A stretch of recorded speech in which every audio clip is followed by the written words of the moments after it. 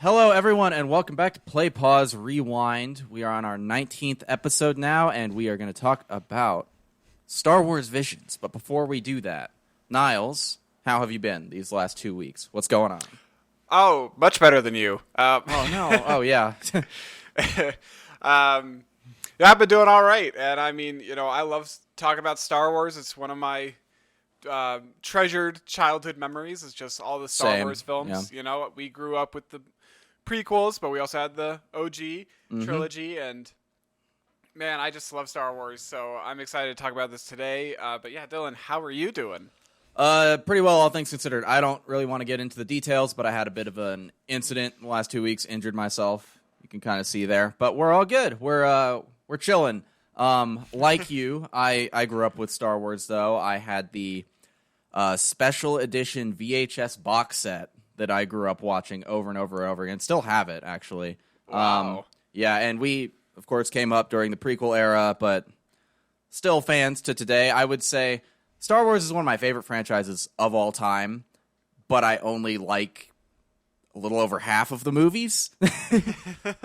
Or maybe that's a strong word. Like, I love 5 of them, I think, and then 3 or 4 are pretty good, and then the rest are not. It's a very inconsistent series, but that's okay. And I think we'll talk about more about why I feel that way in this series, because Star Wars Visions, for those who did not know, is a Disney Plus exclusive series. It is 9 anime short films. Lucasfilm approached various anime studios out of Japan, I am assuming, and asked them to make a film each. And they're all between 10 and 20 minutes, so it's a pretty short watch if you want to just sit down and power through them all. But each one, I think, is really distinct, and they all have their own art styles and their feels. Yeah, but I had a really good time with this series. What about you? Yeah, same here. I love this series, and we've talked about it before. We are going to do a longer episode in the future about Star Wars. Like, we'll probably do an episode in the near future just for our listeners to just keep them in the loop. But we will do an episode probably in the future about the OG trilogy and some of the other Star Wars films. Yeah. But this series, I had high expectations for it coming in, and I feel like it really nailed a lot of those expectations because this is Star Wars. This is so close to home for so many people, and like you and me, so many other people grew up with the prequels, and there's fans today growing up with the sequels. Yep, and yeah. it's had a profound impact on pop culture, to say the least. And this series, because of how impactful Star Wars has been, I knew that Visions had to meet that kind of expectation of setting that bar of excellence, because that's what Star Wars really kind of has come to be. I'd say is a good gold standard for the industry, especially in the sci-fi realm. And, I think this really delivered on it, or at least a lot of the short films did a good job with that. I have a few issues with some of them, but, overall, I feel like this was a terrific series. I really appreciated it. And, just to keep going, I would say that Star Wars, for so many years has been in desperate need of new and original, fresh stories. Like, it relies too much on the old tropes. It relies too much on, X-Wings, the Force, it's nice. And this show does a lot of that too, in fairness. Yes, it does. A lot of the aesthetic stuff in Visions is original trilogy based. There's some prequel stuff, but the sequels are very aesthetically similar to the originals as well. But I agree with what you're saying, and it reminds me of Rian Johnson said it either in the lead up or after The Last Jedi. I can't remember when he said it exactly, but he was kind of like, we have to push the franchise more, because if we just keep playing in the same playground, it'll die. The fan base will get smaller and smaller and smaller over time, and it'll become more inside baseball, and then it will fade. Which, to me, I'd be okay if Star Wars ended, just definitively at one point. Yeah. And that's not me saying it because I don't like it. It's just not all stories need to go on forever. And but if they are going to keep the intellectual property going, which they are because it's huge, this all that money. This is the type of thing I want to see, and it's and that's why one reason why I love The Last Jedi so much is it pushes within the confines of the saga films, the series, to new heights, and I think this pushes the broader Star Wars franchise to new directions as well. Like, they don't all work equally, but there are lots of chances taken here, and the filmmakers were obviously given a lot of creative freedom to just tell the stories they wanted to tell. And I think it's a really strong showing. Yeah, absolutely. And, to your point too, I think, a lot of franchises, they have this tendency to just repeat the same story over and over again, that repeat the same tropes. Play the hits. Yeah. Exactly. Play the hits over and over again. And you have a risk of going stagnant, stale.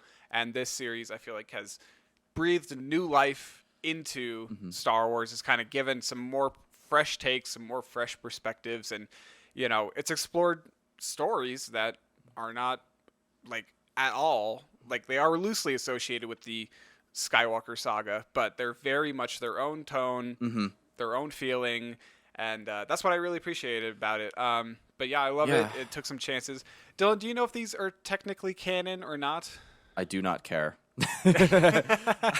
I think probably not. But it's my opinion on canon, and for those who are less steeped in this type of discourse, it's like canon is what is officially in the like main stories timeline. So like when Disney acquired Lucasfilm, they wiped out like decades of books and comics and whatever else, and they were like, okay, we're gonna start fresh, and everything from this point forward will be canon. So if you go buy books, if you read the comics, like, all of that is contributing into the broader narrative of Star Wars, which is cool in a way, but in my opinion, it can also hamper creativity, and the second it does that, throw it out.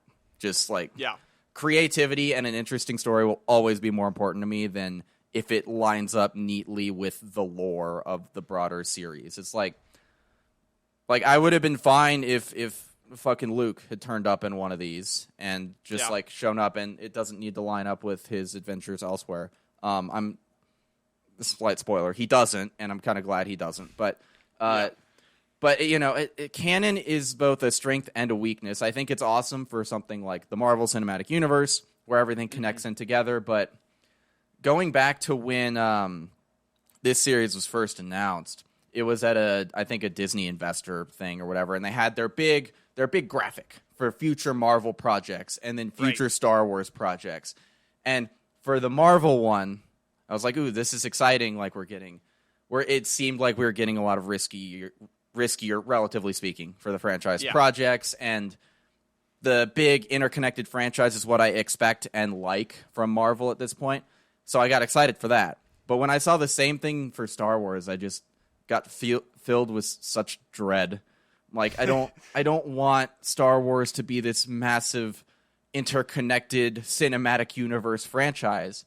And it was like, we're getting a Rogue Squadron movie. It's a fighter pilot movie about Rogue Squadron, who we've seen in many movies already. And it's like, we're getting the Boba Fett show and the Bad Batch. And I'm like, okay, like, fine. But the exception to all of that dread was this show, because this is an interesting idea that I wanted to see. It's like, because even the pitch was just letting them make their own short films, anime short films, and that was all I knew. I'm like, okay, this is cool. So. Oh yeah, and I mean, I feel like I've seen some other like Star Wars anime stuff online before. Like, I'm blanking on the name of them, of those like short films I've seen online. Yeah, well, it's I think people edited them together to seem like anime, because Disney and Lucasfilm like put together like little mini compilations of the trilogies that are animated for like little kids to watch. That's what it was. Before they see the movies. So it's like an abridged. It's like the complete works of Star Wars abridged. In animation form. But I have seen those videos where they're like anime intros, and it cuts between it's really cool. Yeah, those are really neat, and I remember like just finding them super cool. So I'm glad to see them like exploring this art style too, because Star Wars has been like, with the exception of the holiday special from way back in the day. It's been all live action. Yep. And so it's Well, the nice Dave to Filoni shows too. That's true, except for the Dave Filoni shows. So it's nice to see them kind of exploring animation again, getting a little bit more into it, and not necessarily focusing on like the 3D animation that they have with Clone Wars and Rebels and all that. It's like, let's explore something that's a little bit different. Let's get some anime studios involved. So it's nice to see them branching out and trying new things. So and anime specifically feels appropriate because Kurosawa was a huge Kurosawa films were a huge influence on George Lucas. Kurosawa was a Japanese filmmaker, and anime is a Japanese art style. So going back to that root of Star Wars, I think was a really appropriate decision. And I think that paired with the variety of art styles we see in this show was really nice. Mm-hmm. And I mean, there's definitely some episodes here where you get that kind of Japanese shogun imagery, and you get those references, and you kind of see that, and it's beautiful, and it's like, I just love that. But then you got some other episodes in here that are just as unique. They're not relying on on that like traditional Japanese culture imagery, that kind of stuff. They're very much on its own. So yeah, it's nice to see some variety here. Totally. Do you want to do spoilers at this point and go through episode by? Yeah. Let's just dive on in. Yeah. Cool. So we're gonna jump through. We're gonna do like little mini discussions on each episode, or short film is probably a more appropriate way to call them. So we'll start with the first one, which is called The Duel, and beautiful episode. I love the art style of this so much. It felt very like ink and pencil, black and white. Color is only present in specific elements of the scenes, like the lightsabers. I think you mentioned the technology was more where the color lied. At least that's what I noticed. Yeah, the color usage I found very interesting. Like, this, Dylan. I've talked to you a lot about color and color theory. Before. Yeah. I mean, color theory is really interesting, and the way that you use color in media, you can convey a lot of different feelings and a lot of messages and a lot of just a lot of things with color, because color's great like that. And I like how in this episode, the color usage is very distinct. Like, it's all black and white, like Dylan was saying. But the color highlights the lightsabers, the droids, the blaster fire, but like nothing else is highlighted by the color. And I think that was really an interesting thing to do, because this one has such a that Japanese shogun feel to it. And I thought that was really neat, because you get to highlight the new, but the old way of the world is still very much set in stone. Right.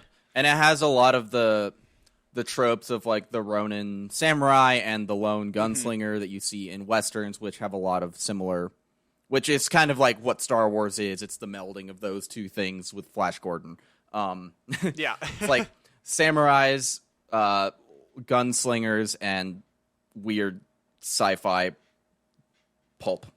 Yeah, right. I love the protagonist in this. Just, I wish it hadn't shown it in the trailer for the series, the color of his lightsaber being red, because that is a great reveal, I think.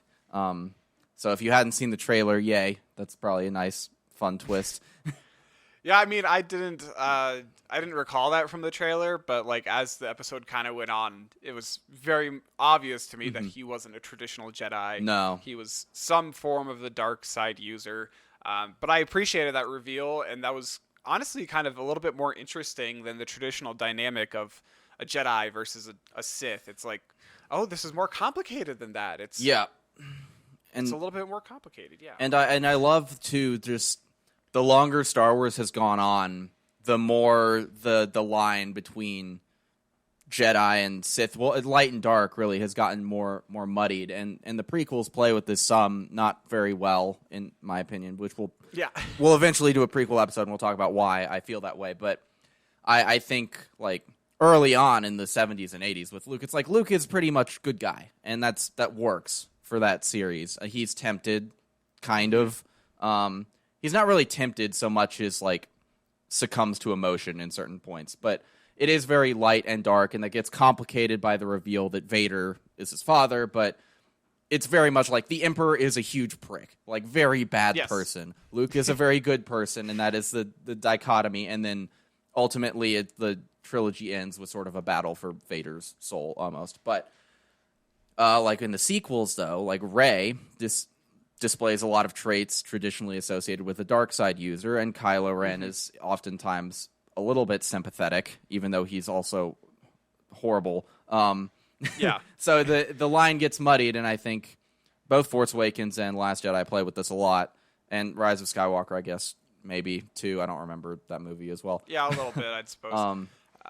But yeah, I mean, it's neat to see, like, you know, them playing with it here as well, because this dark side user, he's just some traveler, and all the Sith that we've ever met before will act really aggressively, and they'll establish power, and they're like, give me all your money, you know, and this guy's like, oh no, you fix my droid and I'll pay you money, like, this is a fair exchange of commerce, and I'm gonna defend your village. And then at the end he gives them a token, you know, he gives them the dark kyber crystal from her lightsaber. And it's like, oh well, that is not a behavior that's very typical of the Sith that we've seen, so it's nice to see this more complex character being brought into light here. Totally. And it really sort of illustrates how little we've ever learned about the Sith in the movies. Like the Sith are not really a thing in the originals. That's not described. But in the prequels, like the villains are the Sith, and we never learn what their ideology is. I know in the Legends and Expanded Universe you do, but in the movies you really don't. You learn that there are two of them. You don't learn why, and you learn that they're bad, and that's about it. But I like that as Star Wars matures, we learn more and more about what dark side users are, and it's like, is this guy even a dark side user anymore? You know what he really reminded me of was Zuko in the Zuko Alone episode of Avatar: The Last Airbender. Like, he's in that stage of character transition where, like, he's still not good, but he's on the road, he's working, and people don't necessarily trust him as much because of who he is. And it's also where I would have liked to see Kylo Ren end the sequel trilogy. Not a full redemption, not dead, but doing the work. Like, he's made a decision to start putting in the work to be a better person, and that's, like, I could see him doing this type of behavior, like going around the galaxy and helping people and doing good deeds, slowly working to redeem himself for the horrible atrocities that he was a major part of. Yeah, right. The complete destruction of over 5 planets. Yeah, and he just killed so many innocent people on Mustafar, and all those rebels. Yeah. It's like, he's a total monster. But yeah, I kind of agree with you. It would have been nice to see Kylo Ren to have a longer kind of redemption, maybe. But not even something we need to see, just something we know would happen for him in the future. Yeah, like, we don't need to see the entire redemption arc. We just need to see a little bit of it. And, you know, I think, you know, we got different opinions on, like, the sequels, I think, or at least they're a little bit different. So I think that I like Kylo Ren's character, but I do understand what you're saying. And I do too. I love Kylo Ren. I think he's a fantastic character. I just think I just think the redemption to death thing was not right for him. Yes. And this traveler in the Duel episode, he's very much in the middle of his journey. He's not quite there at the end. He's on his way. But he's making some good progress. He's making some good strides. So yeah, I think he's a really good protagonist for this episode. And I appreciated how no one was named too. Yeah, I was about to say this. It's the man with no name trope. Yeah, like the old Clint Eastwood Western guy. Yeah, we don't know anybody's name. I think they just refer to each other by their titles. Like, oh, she's a Sith. He's the chief of the town. He's like, and I like that. It's kind of neat because, you know, then it feels like anyone could be that person, which is kind of neat. That we all, I guess you could just pull away that message that we all have that power inside of us to be that traveler who comes in and saves the day. Yeah. But yeah, this was definitely one of my favorite ones in the series of the anthology. You know, Kamikaze, Duga, they did a great job on the animation here, and I love how it blended Star Wars with, you know, the samurai tropes, and the imagery and the culture was really neat. And yeah, the classic kind of hero story of a traveler who wanders into town, I thought was really neat. So yep, and I love the like over the top nature of the Sith lady's lightsaber. I know that was a sticking point for a lot of people, but I'm like, it's anime. It's not like if I saw that in a live action movie, no, I don't think it would work very well. But in this medium and art style, it's great. It was breathtaking. It was like, oh, wow. Yeah. and that plays into what I was talking about with canon. It's like, don't let adjust your mindset for the medium you're watching something in. Like, yes, like Kanan and Ezra in Rebels can do a lot more like extreme physical feats than Luke and Rey and Anakin can, because animation allows that. Like, animation is a more heightened medium than live action is. So adjust your mindset when you're watching things and understand, like, no, if we saw a freaking lightsaber that was like an umbrella helicopter in the live action movie, yeah, it would probably look stupid, but it doesn't here. It works with the art style and the storytelling of this episode. So chill. That's what I'm saying, guys.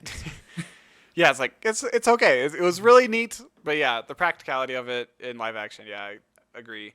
But yeah, overall, I would say this episode, I really loved it. I'd probably rate it like, up there, like an 8 out of 10. I don't really know what they could have improved on it. Maybe just made it a little bit longer. Yeah, that's a note I have for almost all of these, and maybe they don't necessarily need it, but a lot of these, as we'll talk about, like, have very open-ended or almost unfinished. Like, they leave on a cliffhanger of some sort, which is fine, but some of them, especially the ones with more characters in them, I think could have used a couple more minutes at least. Yeah.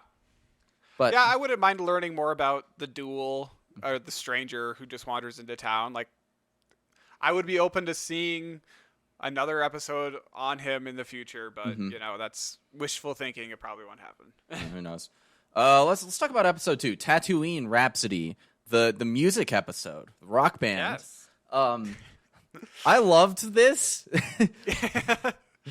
Yeah, it was. I mean, it was really fun. And yeah, it was cute.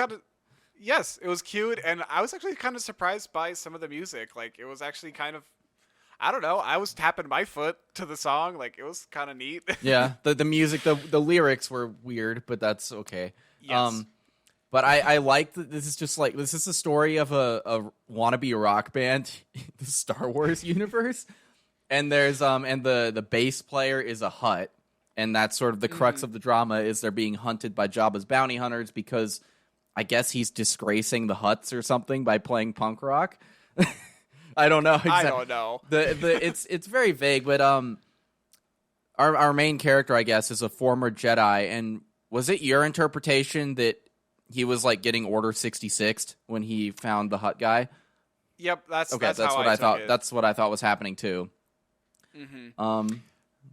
Yeah, I mean, it was definitely an interesting direction to take it. I wasn't expecting it, honestly, because music in Star Wars has really been limited to like one band, and that's the Cantina Band. Yeah. Everyone knows that song, and it's like, I feel like it's just so colloquial throughout the Star Wars universe, but you don't see any other bands except for, I guess, the one at Jabba's Palace band, which is different depending on which version of the movie you watch. Ooh, that CGI is that close up on that guy's mouth. Yeah, can we not have that, please? So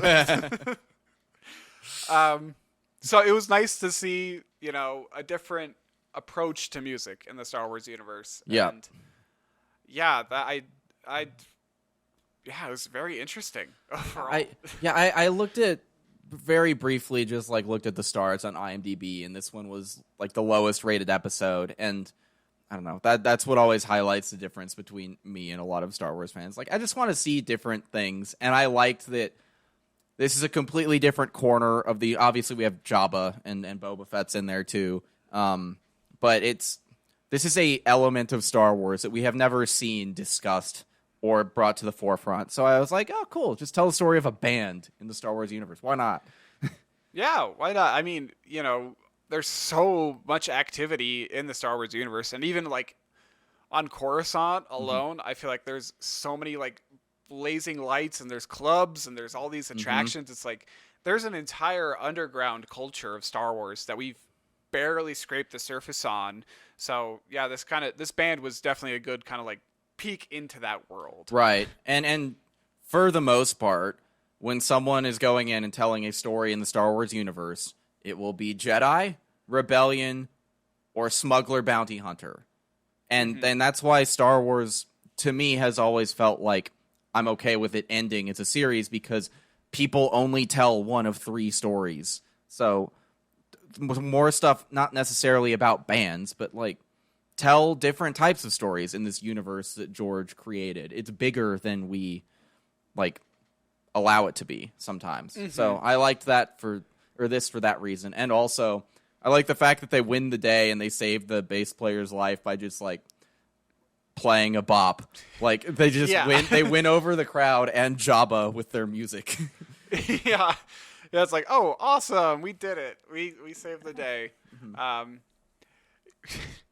I remember though when I was watching the episode and it was kind of like coming into like it was like doing the kind of like camera focus angle that was like, the whole Jabba's area, the pod race place, yeah, the pod racing place. Yeah, it was very reminiscent of like episode 1 and how they established that shot. And like, I don't know, it was just kind of funny to me. Like at that moment when it was zooming into that, I was like, please don't take me back here, please, please don't take me back to the pod racing place. I don't want to be there. The most boring Star Wars movie, episode 1. Seriously. So I think, I just thought that was kind of funny. And, I think out of all the episodes, I think this one, it relied a little more on like the established characters from Star Wars, with Boba Fett and Jabba the Hutt. And I think you saw some of the other Jabba characters in there too. Bib Fortuna was there, I think. Yeah, that guy. And, so I think that's kind of like one of my bigger complaints with this short film was just how it relied on those characters, and it was like, okay, that's fine, but we were already getting so much Boba Fett. I don't need more Boba Fett. Yeah, that's true. I think we both share an unpopular opinion on Boba Fett, where it's like less was more with him. To me, I was happy when the Mandalorian was not Boba Fett, and then I was happy again when the guy wearing Boba Fett's armor in Season 2 was not Boba Fett. And I like Boba Fett fine in the show. Do I want a whole show about him? No. I don't. We really don't. And I mean, maybe we share an unpopular opinion, but that's okay with me. But yeah, I think it was nice to see a story where there wasn't it was a different kind of story for the Jedi character too. Yeah. Where it's like, because I feel like always it's like, oh, it's a Jedi character and he's going through his training and then he becomes a Jedi. But this one is completely the opposite. It's like, it's a Jedi character who just gave up on the ideology and the creed and went down another path and pursued a different passion. And I thought that was kind of neat. I like it's that. very different. And usually, like, because there are a lot of stories set in after Order 66, like in between the prequels and the originals, arguably too many stories, in my opinion, in that era.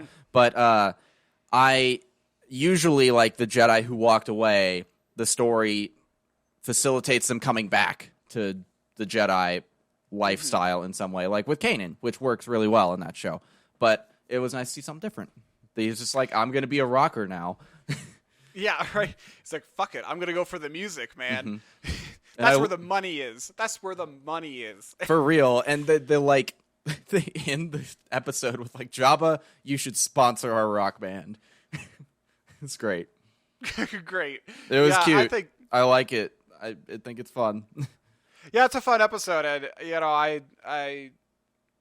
I think my main complaints with it were just the Star Wars characters, and maybe the plot could have been a little bit more complicated, but it was fine overall, so I'd probably rate it by, like, I don't know, 6 to 7 out of 10, maybe something like that. But overall, yeah, I like that one. Cool. All right, let's talk about the twins. Two dark side created human beings who both use the Force. The brother of the pair goes good, and they have a an anime fight in space. And that's about it. That's the nature of the episode. That is the episode, and I think this was my least favorite episode out of all of them.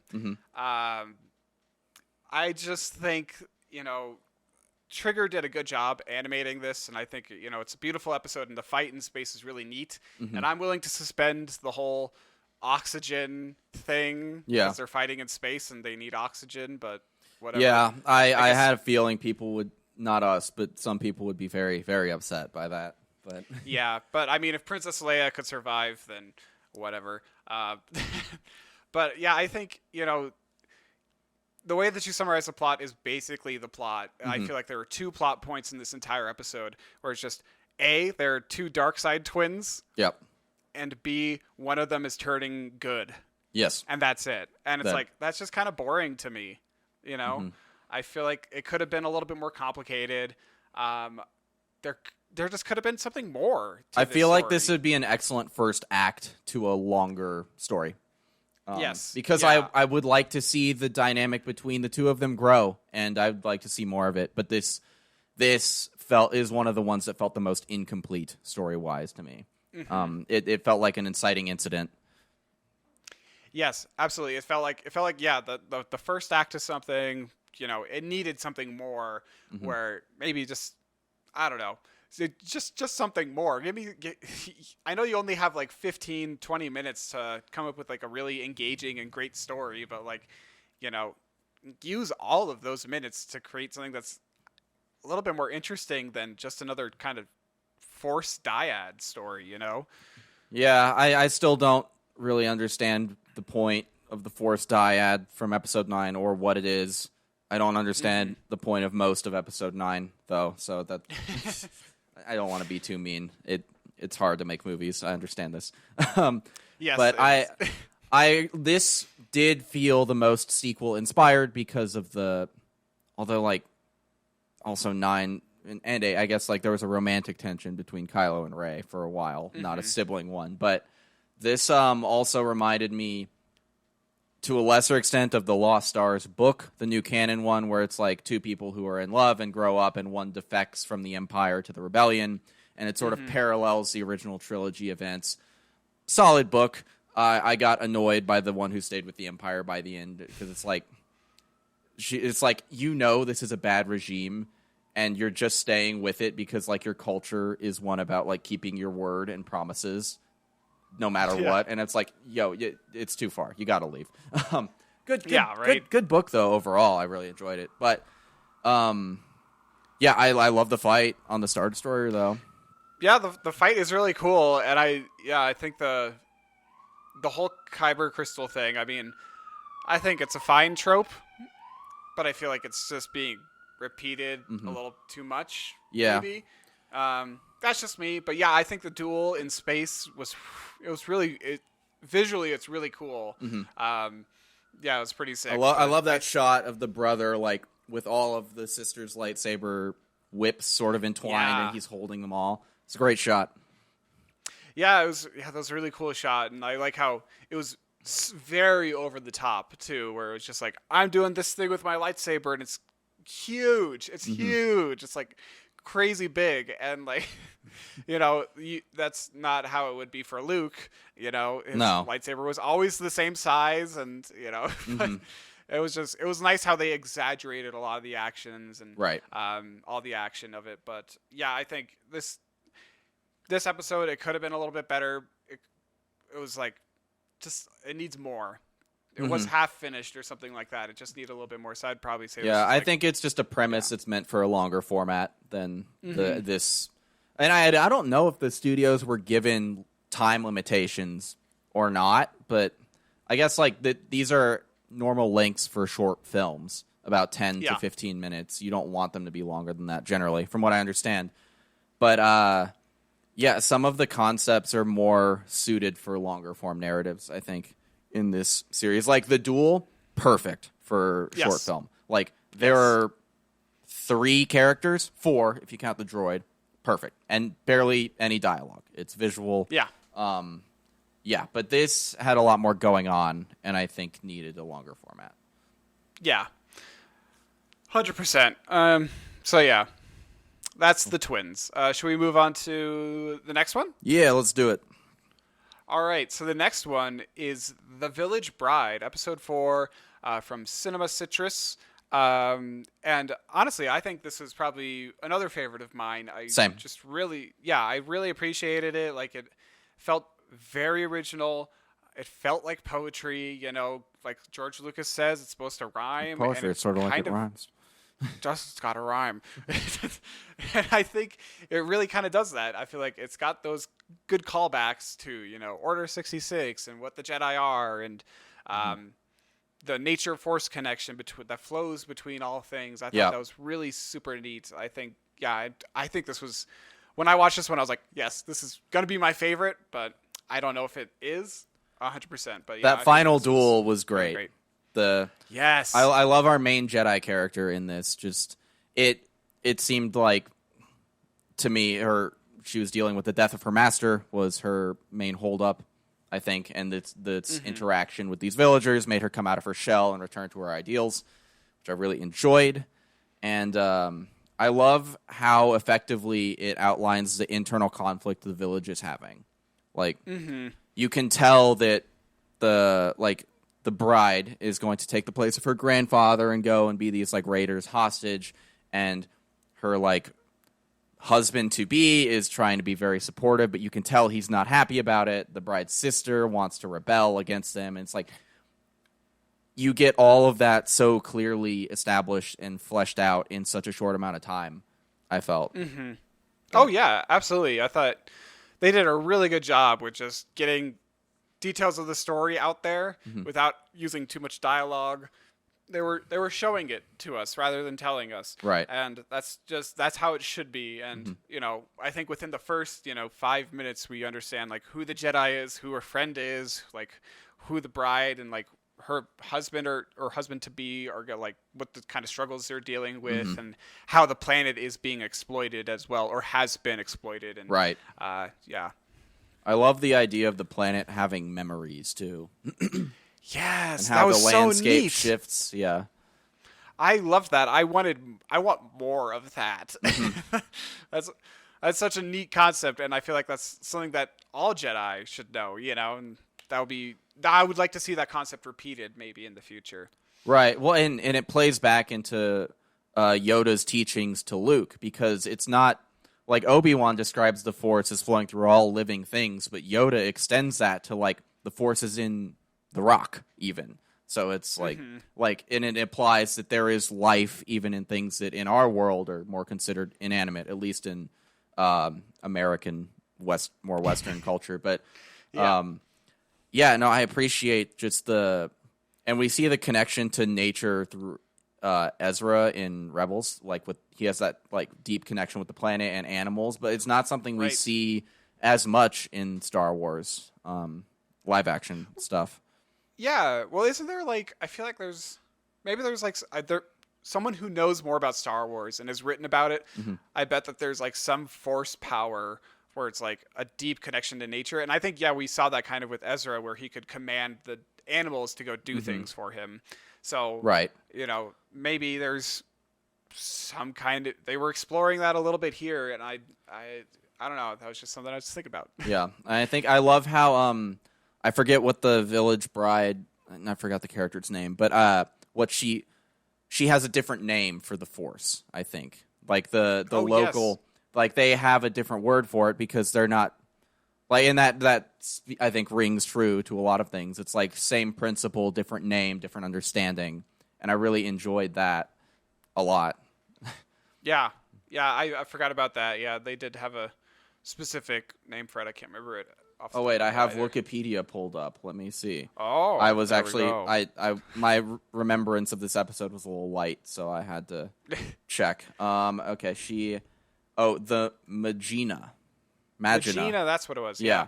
So they have a different understanding of what the Force is, and it's their connection to the planet and the place around them. And I don't know, I thought that was really neat. And I like our main Jedi character, and that duel at the end was so stylish. That close-up of the high heel shoe as it snaps into place was really fun. It was beautiful, and I love the yellow lightsaber. That was badass, and how it was it wasn't just perfectly round.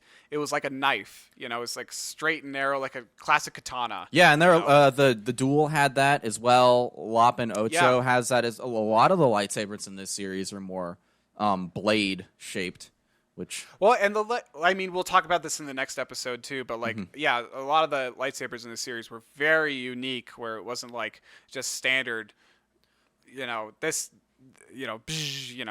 standard looking lightsaber. Totally. That's just one color, you know. In the Ninth Jedi, the color of the lightsaber changes depending on who the user is, and I thought that was really neat. And I really appreciated the aesthetic choice here, because it was also establishing that it feels like she's a very traditional Jedi, and she's kind of embodying that spirit, and she only kind of fights to defend the weak and the innocent.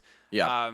It kind of also illustrated that she was transitioning away from that ideology too, you know, of the like dogmatic Jedi in the prequels, you mean? Yeah, maybe becoming more of a gray Jedi who's more just, I'm in the balance here, and, you know, light cannot exist without the dark, kind of feeling. Right. And I forgot what I was going to say. Oh, I just wanted to call back to the duel quickly too. Like, his lightsaber has a sheath. Like, he pulls it out. Yes. Remember, that was different. And that may really just be cool. Like, he may just like, it may be unignited and in the sheath for aesthetic, but I thought that was a different image for a Jedi igniting his lightsaber, pulling it out like a sword. It was cool.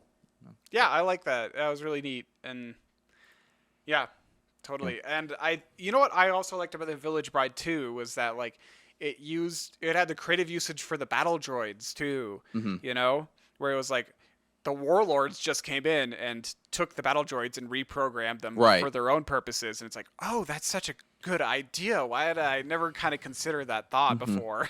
Well, and it adds into the like nature of the conflict in the prequels being this like senseless conflict pretty much. And I guess the Republic won a battle and then just pulled out and didn't think about what happens next, which I don't know. Sounds fucking familiar to the real world, if you ask me. But, a little on the nose there, George. but yeah, it's like, of course, a power vacuum was created when the Separatists left, and someone filled it. And that, exactly. You're right. Though that's, I guess, the nature of those battle droids is they're just shells. Yeah, someone's going to use them for something. So. But yeah, overall, I think The Village Bride is definitely one of my favorites. I'd say it's like a 9, maybe an 8. I loved it. Yeah, really up there. Yeah, it's a really good piece, and yeah, the animation was great. Every part of it was a good episode. Ninth Jedi time. Yeah, the Ninth Jedi time, episode 5. This was produced by Production IG, and I think it was a solid story all the way through. Yeah. I enjoyed this one as well. The premise is basically the Margrave sends out a message to potential Jedi, like it's in a time, as most Star Wars tends to be, where Jedi have faded away, and he's trying to get more. And then the main character, though, is like the daughter of the lightsaber smith, who turns out works for the Margrave. Great little flip on the head in this episode, because early on, it's like, and I think it's designed intentionally, but like the Margrave looks like a Sith, and you're like, He's luring all these Jedi here to kill them, obviously, because I'm so smart. I've recognized the visual tropes of Star Wars.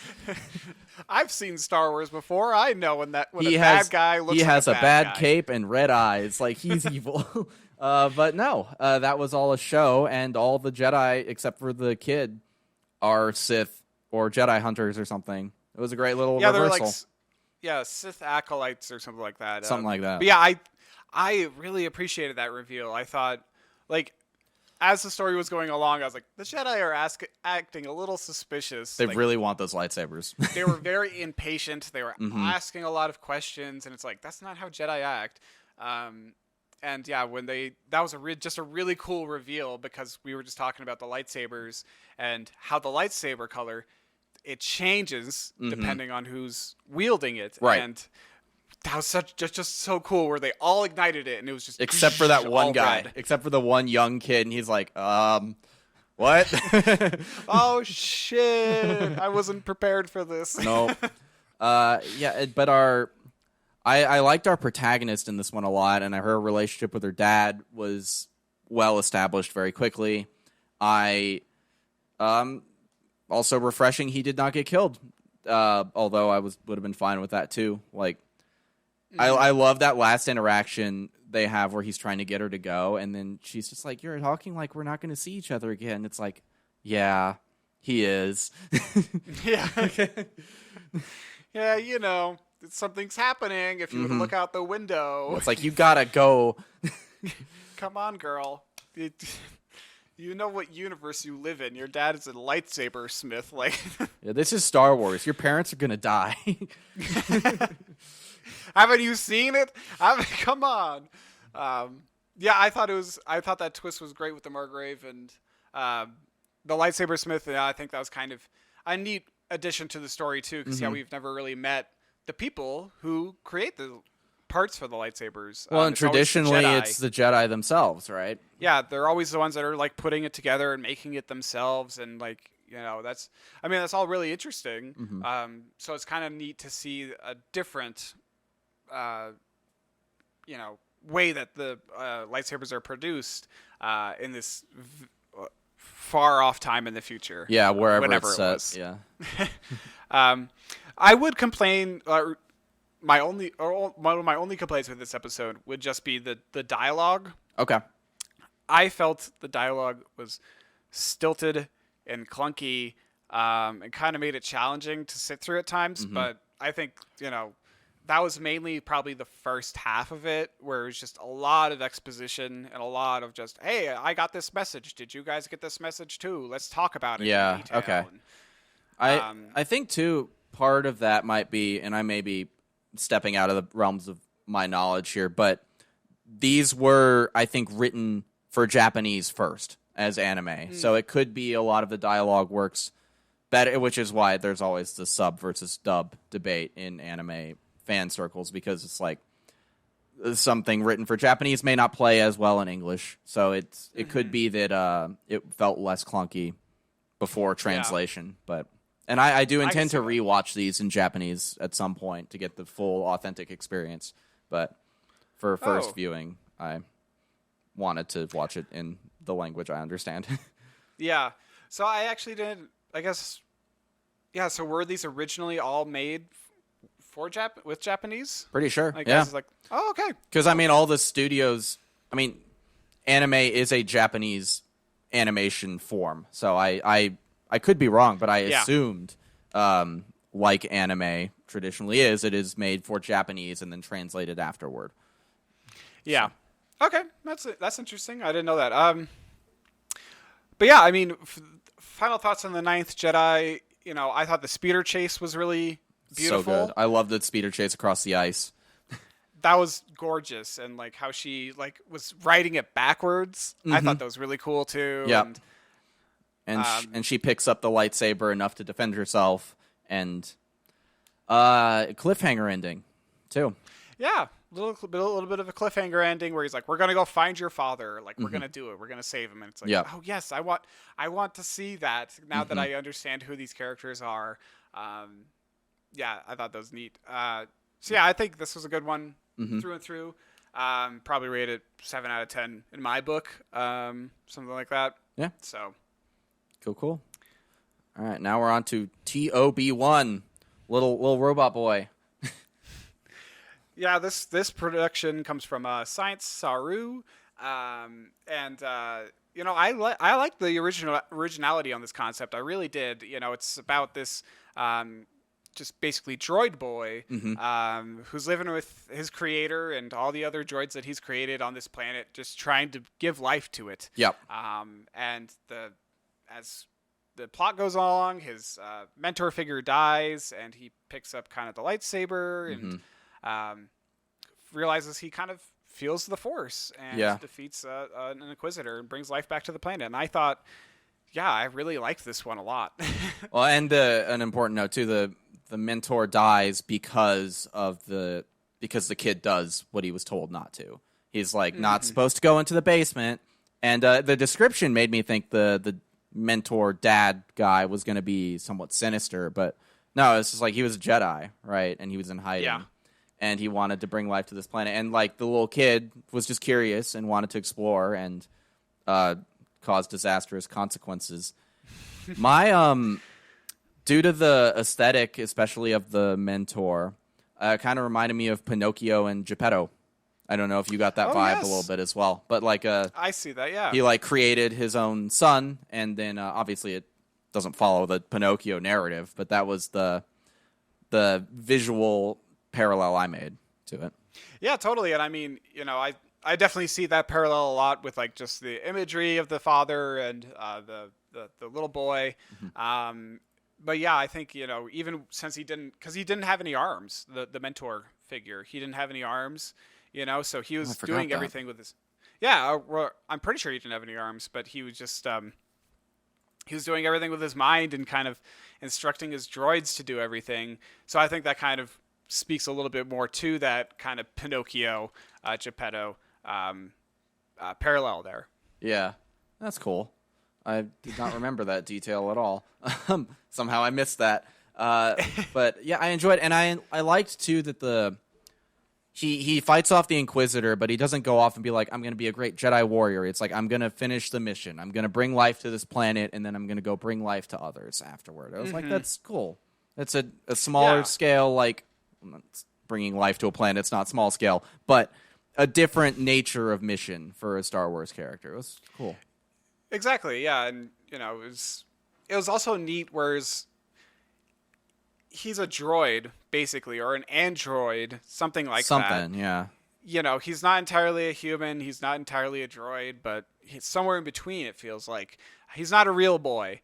And he's not quite Pinocchio either, but, it was interesting where, he still felt the Force. Yeah. And he had that connection with his master. He had, like, when he got knocked down, he had that, like, momentary connection in the Force with his master where they kind of had a brief conversation. And it was like, oh, that's so cool. We've never kind of seen a droid figure get really attached to the Force, I guess with the exception of Anakin, but he was a man originally. I think in Legends there was. I don't know if it's Legends or if it was just a fan theory, but you remember in the original movie, Uncle Owen buys a different R2 unit and it blows up. Oh, yes, that was so. Yeah. It was either in Legends or a fan theory or a joke. I don't remember which, but in whichever iteration this is, that droid was a Jedi and had a long, storied history as a Jedi, but he realized that, like, Luke had to get R2, so he kills himself so that Uncle Owen will have to get another R2 unit. Oh my gosh. And it's so stupid, but it's so funny. I want that to be canon. It's just like, it just speaks to the nature of the Star Wars fandom that, like, every innocuous little detail or character has to have a storied past, and it makes the universe so funny because it's like it's like it was destiny. This droid made a brave sacrifice and blew he knew it was his gasket. time, his calling. Yeah. It's like, no, guys, no. It's just the Jawas were scammers. Yeah. And they sold him a shitty droid. It just happened to be the Force. I don't know. Like, nice coincidence. It's so... God, I love and hate the Star Wars fandom. This is the reason I love it, though. It's like I'm glad that stuff like that was in Legends and got decanonized, because it's great to talk about, but I could not take that seriously. Oh, 100%, yeah. But all I was saying was there's precedent for droids to feel the Force, I guess. But yeah, and I appreciate that. Yeah, I like how the droid in this message, yeah, he got, or in this film, yeah, he was able to feel the Force and interact with it, and that's just a nice message to have. It speaks to the interconnected nature of all things, like we've been saying here. And I appreciated how this one, it didn't, TOB one, it didn't lean too heavily upon Star Wars tropes. It was its own story. It focused on the droids. It focused on this one character on this planet that we don't. It wasn't Tatooine. I know that. No, I don't need to know I don't need to know what the planet was. Right. I don't need to know any of that. Like, it was nice. It was original. It was succinct. Felt unique. It was really strong, kind of all the way around. I agree. So yeah, I'd probably rate it, I don't know, 8 out of 10. I don't know. Something like that. Cool. So what about The Elder by Trigger? The Elder. I think this is probably my favorite one. Okay. I like this one a lot. The character development was good. The character dynamics were really neat. Mm-hmm. Storyline was interesting too, and the duel at the end, excellent. I love because they're dueling in the rain, and you see the rain kind of like vaporize on the lightsaber blades. It was a nice touch. Great little attention to detail there. I loved that. Yeah, and the animation style was beautiful, and this really kind of felt like a classic, Master and Padawan story in the Star Wars universe. I saw some elements of like Qui-Gon Jinn in the Master. He was spitting off witticisms, and like he was so wise. I liked his line at the end about about how if the Elder was younger, he would have been defeated. That was it's like very wise time defeated the Elder, not me. Yeah, it was a very wise thing to say. I saw some Qui-Gon elements in him, and I saw some Obi-Wan traits in him too. And I also saw that in the Padawan too, where he was accepting of his master's advice, but you also saw some arrogance in there as well, where it was like, oh, that feels like Anakin, where he's like, I'm going to go off and do my own plan. I don't give a shit about what your plan is, Master. I liked their dynamic though. Like they were like the Padawan challenged his master, but I never felt he crossed into disrespectful territory. Unlike Anakin, who's just a total prick. Seriously. It's definitely felt like he was being very respectful. It felt like a very classic, I'm assuming this story would probably be set before Phantom Menace, when the Jedi Knights were at their prime, and it just felt like a classic, just two Jedi Knights searching the universe for answers to mysterious questions, and I just kind of appreciated that. One was older and wiser, the other was younger and arrogant, and I thought it just felt like poetry. Not to say that too much, but it just felt like it was rhyming really well with the prequels, and it would have been nice to see like a story like this in the Phantom Menace, where it was Obi-Wan and Qui-Gon not dealing with trade disputes, but looking for this mysterious dark presence. That would have been far more interesting. Yeah, and I guess the point of the Phantom Menace is that they don't realize the dark menace is there, but the Phantom Menace just doesn't fucking work. I'm sorry. It just does not work as a movie. This does. This works really well. I thought the Padawan was toast. Did you think he died? I did, honestly. Yeah. So it was nice to see that he lived at the end. That was kind of neat. And the Elder, so spooky. Yeah, he was great. So spooky. He was really interesting. And because it was so clear just how powerful he was, and how like much knowledge he had gained about Sith and just like the Force and the dark side, and like he just decimated the Padawan. Oh yeah, he got railed real easy. Yeah, he had his little daggers. He had a different type of weapon, which was neat to see. I'm glad that we're getting more diverse weaponry for Force users. Like, not everything has to be the same stock blade that we've seen for decades. Like, different. I mean, that's not how real combatants work. Not everybody uses a sword. So yeah, someone's going to use a mace. Someone's going to use a spear. Right. It's going to be a diversity of weaponry. So yeah, I agree. It's nice to see him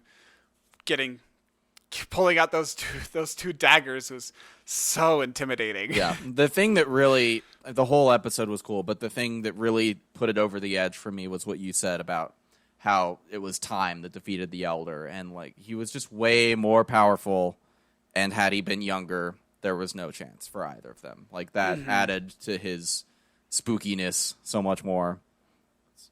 Yeah, like it would be, I mean, wishful thinking if him in his prime versus Palpatine, that would be a cool duel to watch. Yeah. Well, and it also speaks to, I guess, another element that it's sort of new, like, because if you're powerful in the Force, like, in theory, you are powerful beyond your physical capabilities, but I guess like at a certain point, time catches up with everyone, and even a super powerful Force user like can't out combat someone who is just more physically fit, which is interesting. Like, and I guess it totally makes sense. Like, which is. Fuck, I'm going to talk about The Last Jedi again. It's why, like, it's effective that Luke doesn't physically go to Crate. Like, his strength in that sequence is through the Force. It's not through his physical ability, because the true strength of a Jedi Knight is through the Force, not this crude matter, as Yoda says. Like, because this will fade and diminish, but the power in the Force will not. So, like, if the Elder maybe had taken a less direct approach, he would have been victorious against the Jedi, but... Yeah. No, I appreciate that. And, it's also kind of interesting, at least in this, and, in this episode, I feel like, or at least when we saw in Rebels, when Kanan got, like, his vision blinded, all he had to do to, like, defeat Maul was just, like, trust in the Force. And he just defeated Maul really quickly in like 2 kicks. That's true. Really funny. And then like in this one, I thought for a second that they were going to rely on that kind of trope again, where it's just like, if I just trust in the Force, I'm going to beat the Sith guy. Right. And so it was nice that it was like, it wasn't that they were just going to rely on that. It was something that was a little bit more original. But yeah, overall, I'd say this was probably my favorite episode. It's great. 9 out of 10. I don't know what they could have done better to improve it besides just make it longer. Yeah, I think this too, it had the right amount of characters for the length it was. The story was well suited for a short film format. It was paced great. So yes, well done all around. So moving on, we are now onto episode 8 with Lop and Ocho from Geno Studio. And I like this one. It was another interesting storyline. Animation style was awesome. Yes. As with a lot of these styles, I thought was really cool. I loved the world they were on, too. The world building of it was very neat. Yeah, I really liked that. And it was, it was also just nice to get, like, kind of a non-humanoid as the main character. Sorry. Thank you. Non-human, yeah. They are humanoid. But... Non-human, yes, thank you. Because, we rely so much on, like, Anakin, Obi-Wan, Luke, all Rey, of our main characters Kylo. Are human. Yeah, it was a bunny They're all person. Human. Yeah, it was a bunny person, It was nice to see something a little bit different, a different main character who's not necessarily human, but has human characteristics. Yeah. This one was, I think, the episode that emotionally resonated with me the most. I really bought into the relationship between the two sisters, and it was really sad to see Ocho end up falling into the Empire, like, through good intentions. Like, because the premise of it is basically, like, her dad wants to openly rebel, and she's like, we can't, it'll destroy our entire civilization, so she, like, kind of assimilates herself into the Empire. And... I think what often happens when people do that, and probably what is happening with her, is that she will drink the Kool-Aid eventually and just become full-fledged Imperial, which is sad to see. And it was a really tragic episode. Like, it... Yeah. Yeah, it was. I mean, it was nice to see a storyline that didn't really involve Jedi or Sith. Like, it definitely had those elements in there. But these are just everyday civilians. These are just, citizens of the Empire, formerly the Republic, and they're trying to have this, make the right decision of whether to be defiant and resist the oppression, or to just be subservient and kind of conform to it and just fold into the Empire. So it's kind of, it's nice to just get a story that just focused on the citizens, not the small like, scale force. Exactly, the micro, focus on the micro, and I liked that. And it just plays... Feel like... Oh, sorry, you finish first. Oh, no, I was just going to say it felt like she did have some force capabilities later on, but that might have just been because of the sword that she was passed down, whatever. Or because it was anime. Yeah, because it was anime. But I I like it. It kind of plays with, like, there are different forms of resistance, and different characters are trying to resist in their own way, and they all want what's best for the planet they live on. But each of them has varying approaches to it, and I don't know. I really enjoyed how we got the episode started when they were little, and we see the innocence of both of them, and then we see how the impact of the Empire's occupation has like changed them and made them more cynical and fallen apart a little bit. So. Yeah, I did appreciate that transition where it's like she's an alien and she used to be a slave, and then she got freed from her slavery, and that was just, she got accepted into a new family, and now she's like, I'm fighting to defend this family. Right. But yeah, just like you were saying, people have different ways of approaching the future, and unfortunately her sister didn't see any other future than just conforming with the Empire. Yep. And another element I enjoyed is how the family has this lightsaber that they pass down from generation to generation, but it's not because they're descended from a Jedi. A Jedi left it with them or died there or something. I forget exactly what, but it's like, it just adds another little wrinkle to the world building. It's not all lightsaber wielders are necessarily Jedi or related to Jedi. They just have this because of some historical event on their planet in their family. And I thought that was really neat. And it's a family heirloom at this point. Yeah. I I appreciated that. I definitely appreciated that too. And, I did also really like how they blended so many different cultural influences. You got the Japanese kind of Shogun feel to it, but then it's also like an entirely separate culture of its own. Excuse me. And you got the Star Wars in there as well. Like, I don't know. It just felt like such a neat representation of a unique planet in the universe. Yeah. And if I had just had one complaint, again, might be the dialogue. It felt a little stiff at times, but that's just me. Otherwise, I think this was solid through and through. Lo Pinocho. Yeah. La Pinocho. La Pinocho, yeah. And now we're on Akakiri by Science Saru. Yes, the final one. This one focuses on a cowboy Jedi who goes back to a planet of someone that he's very clearly in love with, in my opinion, who was a deposed princess, and he's trying to help her regain her kingdom. It kind of felt reminiscent of, Obi-Wan and Satine a little bit. Yeah, it did, actually. Because Obi-Wan always had that secret love for her, and she kind of had that same feelings for him, but never could have worked because of their creeds and what they were representing, and you saw that kind of similarity here. Felt like a much better romance than Anakin and Padme.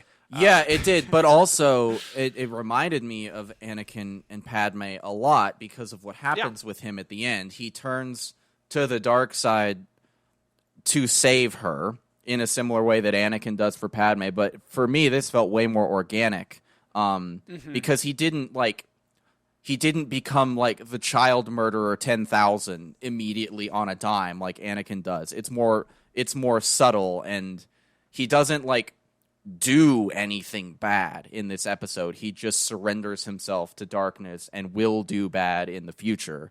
And I thought that was way more powerful. It was really, I didn't know where this episode was going, but when it went there, I'm like, oh, okay, I get it. Yes. Yeah, I appreciated the ending far more than any other part of this episode. Because I don't know. I think the storyline about it like a deposed princess, it just didn't interest me that much. Yeah.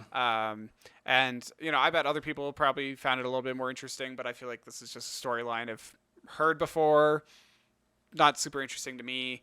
And I think all the characters were pretty good. The Jedi and the guides. I like the guides. Yeah, the guides were fun. The guides were really funny, and they added some good diversity to the episode. But I think the ending where he gives himself over to the dark side to save the love of his life was far more organic, just like you were saying, than Anakin's turn to the dark side. And I thought it was really, just interesting.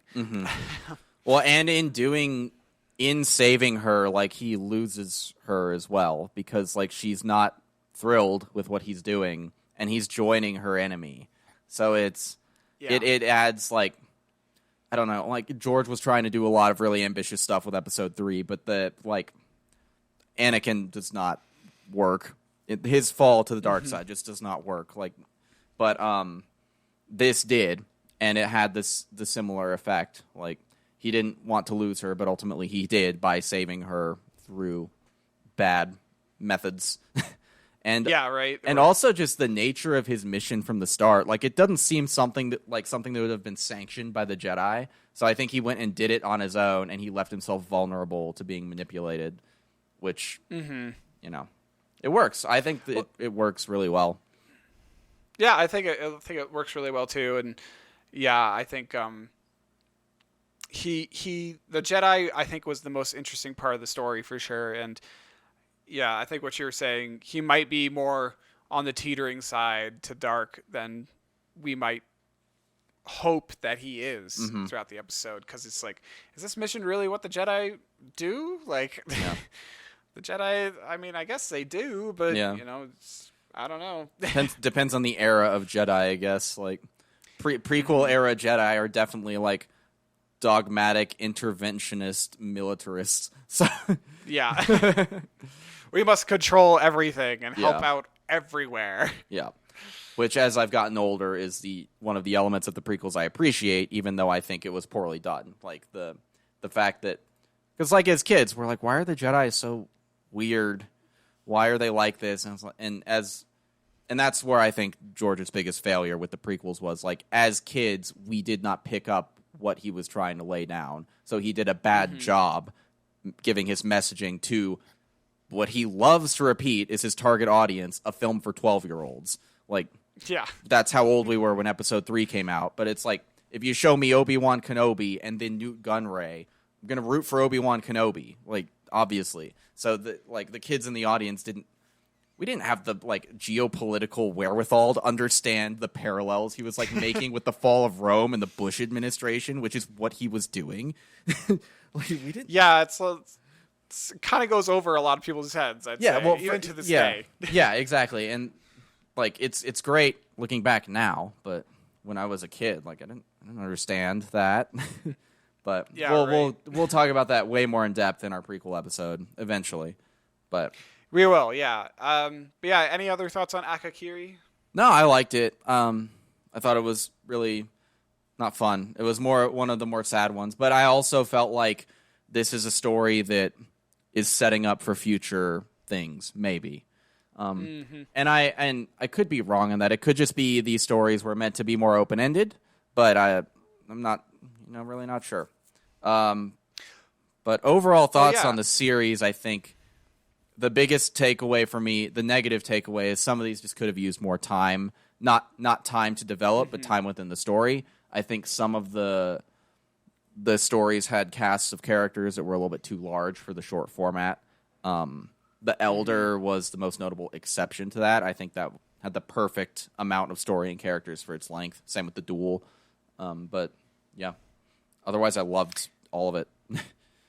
Yeah, seriously, I feel like we're kind of on the same page here. Yeah, I feel like some of them could have used a little bit more time. Like, the twins, that could have used a little bit more plot. I don't know. Just something more there. So, yeah, I would hope that maybe... I don't know, maybe there could be some sequels in the future to follow up on these short stories. I would be open to checking those out, even if they were in different animation styles, too. Okay. That's not like maybe they... Because, I could see like a sequel to The Duel, maybe, that's in a totally different animation style, but has the same character. Okay. Yeah. Maybe. Yeah, I was going to ask, like, given the open nature of these, it's like, one, do you think we will see sequels to some of these? And two, do you want to see those? I don't think that we'll get any sequels, unfortunately. Okay. In my head, this feels like a one-off kind of thing. Got it. Maybe in like 10 years, if they need some more Star Wars content, they'll come back to this. But I feel like this is probably like done. Which is sad because I want to see more of this. Yep. I do. I want to see another story like The Elder. Like, that was so cool. I want more of that. I want more of The Duel. I want more of the BO storyline, the little droid boy. Yeah. So I would like to see it. What do you think, though? I am less confident that this is a one-off project. At least I hope not. I hope it's just an ongoing series of anthologies, and maybe they don't all have to be anime. Maybe each season is a different animation art style, and we like get input from different parts of the world. Like this was maybe, I don't know, just like. Yeah, but I don't even know if I want continuations to some of these more open-ended ones. I think I would, but I'm not totally sure. Like, if it's their intent for it to just be open-ended, fine, leave it at that. But overall, this is the approach I want to see for Star Wars. I don't care as much about, like, maintaining the canon and all that stuff. Just give filmmakers and writers free reign to tell interesting and creative stories. Don't limit them so much. Like, yeah, and don't. I'm sorry, internet, but don't listen to the fans. Don't do it. Like, really don't. Because we saw what happens when you do that, and it's episode 9, and I don't like that movie. So, and because and not all fans are like this, but a lot of the time when a fan like will write, "This is what I would have done with this movie," and I read it, I'm like, that is the most uncreative thing you could have done. Because you're thinking like in fan brain, you're thinking in what you've seen before, and you're translating that to a new thing. Whereas a more seasoned and creative storyteller will understand like this works because either of its originality or some core thing, and I'm going to take a nugget of that and make something new, which I think is what this series does very well. Mm-hmm. I think it maybe leans too heavy overall on Jedi. And stormtroopers, but you know, that's the most universally loved era of Star Wars is the original, so I understand why they leaned on that as heavily as they did. But more of this, more chances, even if they're I'd rather see like a huge creative swing that sucks than a boring movie. And that like, because the bigger swings we get, the more creative stuff we get. Like, that's what The Empire Strikes Back was. Like, that's a wild sequel, especially if you look at it in the lens of the 1980s, where a lot of, and the 90s too, where it's like a lot of sequels were just the same movie again, but with a new villain. And the best copy and paste. And some of the, I think probably some of the three best sequels of all time are Empire Strikes Back, Terminator 2, Aliens. What do each of them do that is different from most other franchise sequels? It's like they're completely different twists. Like Arnold in Terminator 2, good guy.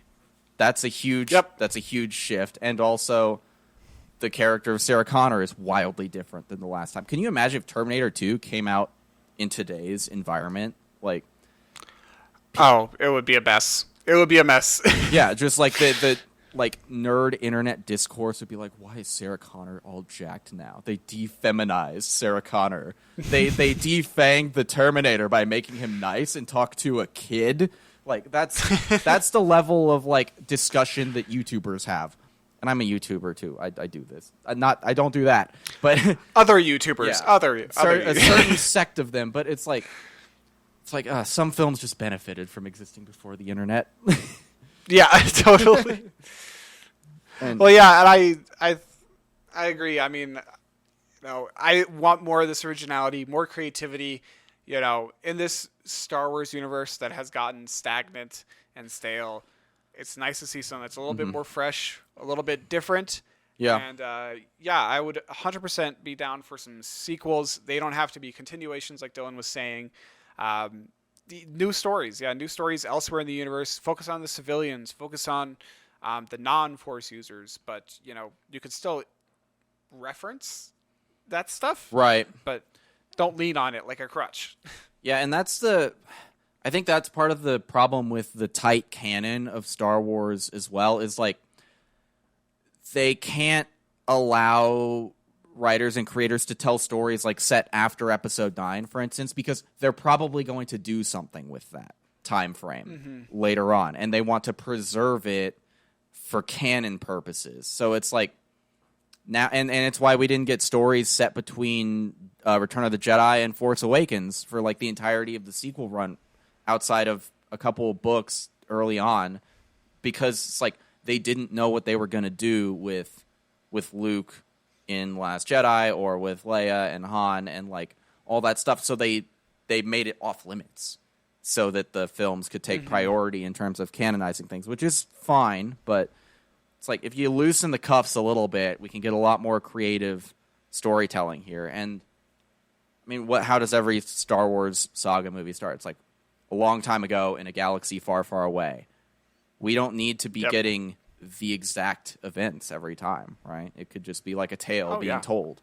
So take more risks. That's what I say. Yeah, totally agree. Yeah, I think that's about it.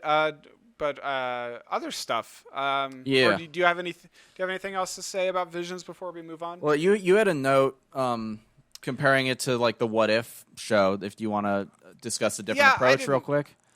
Yeah, I mean, I didn't really want to dive into that too much, but I just thought it was kind of interesting that Visions came out all at once around the same time as the What If series, how it's been drip feeding an episode out each week. Yes. And, these two series are anthology series. They're telling, individual stories within the different these cinematic universes. I just kind of thought it was interesting that these anthologies got released around the same time, but the approaches are very different. Yeah. The What If is very connected. All the stories are connected to each other, and that's coming via to the Watcher, conclusion. and through the Watcher, and it's going to be connected to the overall MCU. Probably, assuming. Yeah. I imagine it will come into play. Well, and I think What If is Marvel's testing ground, I think, to introduce different versions of these characters. Like, I would be shocked if we never see Haley Atwell playing Captain Carter, for instance. Yeah. And stuff like that. I understand why they dropped What If at once, because they're all so short, but maybe 2 or 3 a week would have been nice. Have it over the course of 3 weeks just to digest it a little bit more. And because this is the first Star Wars or Marvel show that's dropped all at once in the Netflix model. And I've grown to hate that model. Yeah. Because I want to not have people talking about the shows on the interwebs before I've had a chance to finish them. Right. I appreciate it when it comes out week by week. That's a little bit more fun. It's a good hype thing, too. Like, people talk about it a lot. Yeah. Like just think about Stranger Things. Like, it's big for a weekend, and then no one talks about it again because everybody finished it. And then it drops off the radar for a year or 2. Or 5. Yeah. But yeah, I just thought it was kind of interesting, just the different ways that they were using the anthologies within their own separate universes. So very interesting from Disney. Yeah. Very, very interesting indeed. But overall, very positive feelings on What If.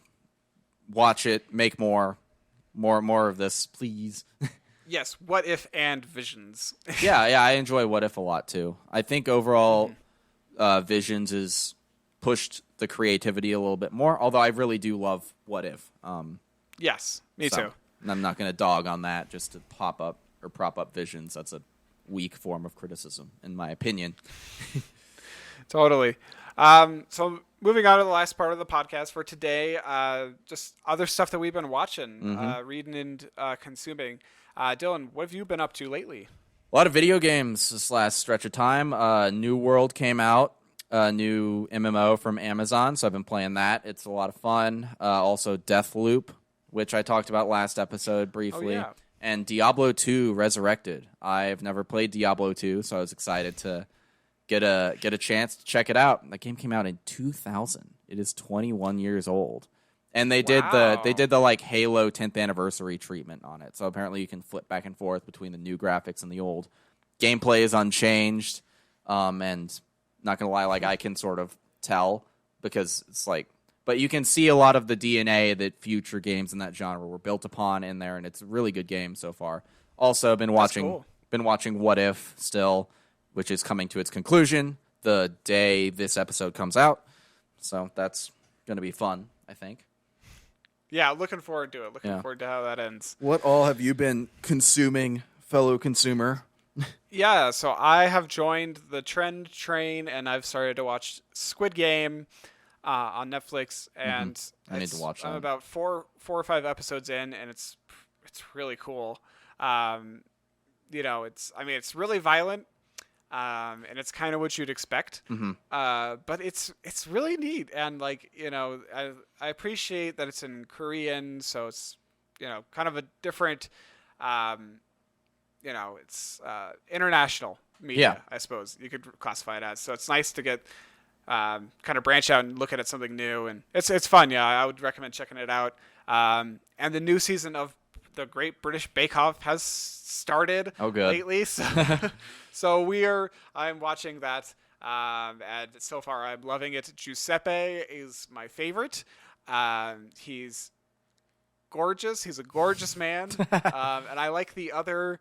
There's another guy who's got a German accent. I can't remember his name. Is Jorgund, I think. Jorvund, something like that. But he's my other favorite so far. Okay. Great people on the team. Excited to see how this season shakes out and bakes out. Well done. Thanks. And I've just been reading Mistborn. Yeah. Still getting through that a little bit, and Dylan's very excited for me to finish that. I am. That book. I am. It makes me very happy. I think that's all for us on the show this week. Next episode, we're going to do No Time to Die, James Bond. And just a heads up, that will be pre-recorded because I will be gone for a little bit of time.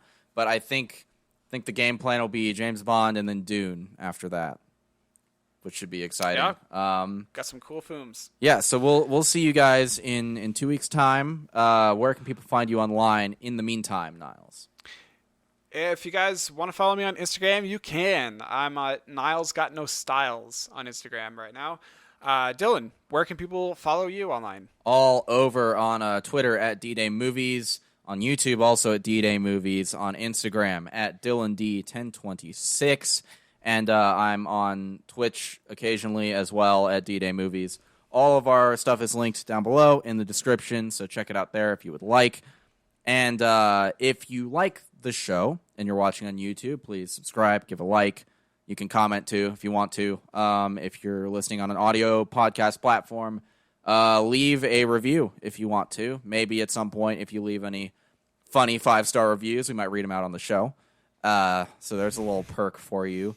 And share with friends if you think you know anybody who would enjoy this. Discoverability on podcasts is very difficult, so anything helps, and we appreciate it. And with that, we will see you next episode for James Bond. Have a good one, guys. Bye. Thanks for listening.